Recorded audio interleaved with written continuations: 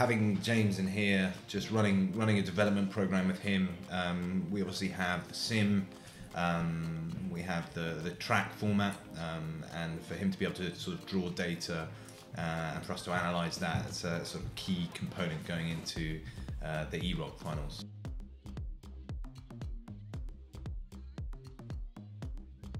We can sort of pick apart his lap, work on some sort of performance elements, consistency, out and out pace, which obviously for the relevant format is really key. So yeah, I mean, all the way down to pulling data and making sure he's braking the right places, making sure he's just maximising the lap. So yeah, a great tool for James. Hopefully put him in good stead. We're preparing, as much as we possibly can, getting him up to speed, and just developing on all of the sort of key areas of the lap in his discipline. Obviously, hugely skilled driver. The transition for him as a sim esports competitor to doing something in the real world is not a huge stranger to that, with a background in karting and a background in the real world of motorsports. So he's the perfect candidate to transition, and what we're doing now is just, post-Christmas, New Year, getting him back up to speed, and just kind of looking at the details, looking at the minutiae, and making sure that we can sort of package that into a winning formula for him over in Mexico City. So looking forward to seeing how he gets on.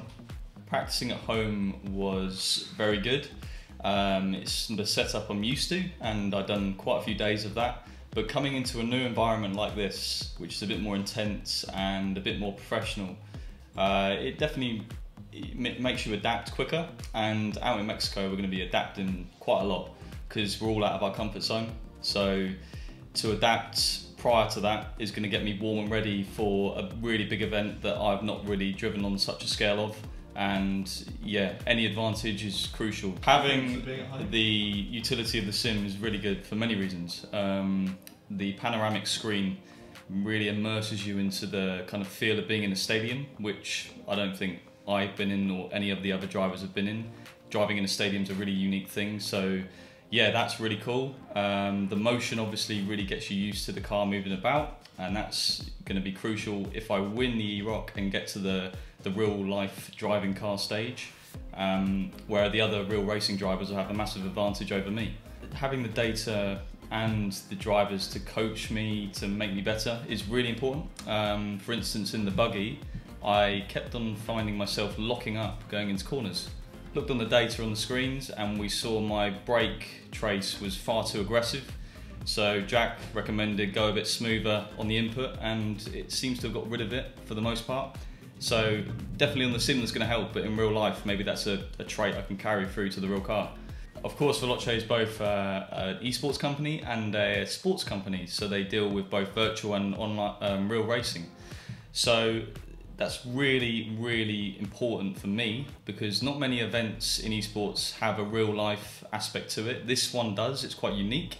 So having Rupert and Jack mentor me in that sense is really important, and all the facilities they have are perfect for me.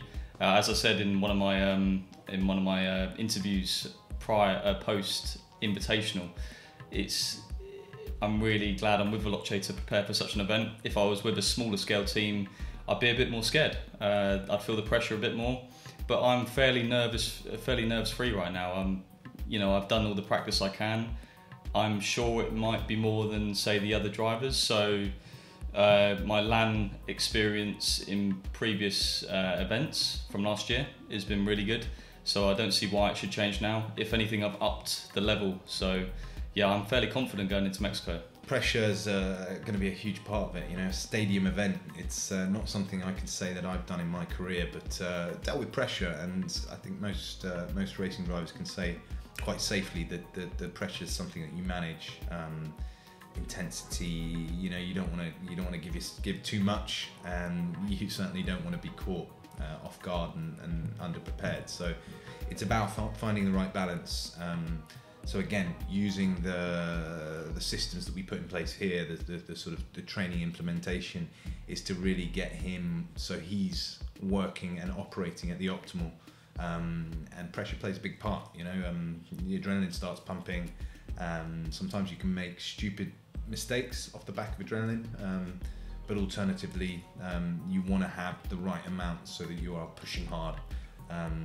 You know, James is an ambitious guy, and he wants to go out and soak up the pressure and use that energy to really perform at his best. So, you know, we're trying to put some exercises in place where he's accountable for his performance, and kind of gives us the opportunity, when you're in a room on a sim without a big stadium and without necessarily a direct competitor right there, we have to use sort of alternate ways to simulate that pressure environment. And yeah, we've got a few tools and a few exercises that we've put in place to make sure that happens.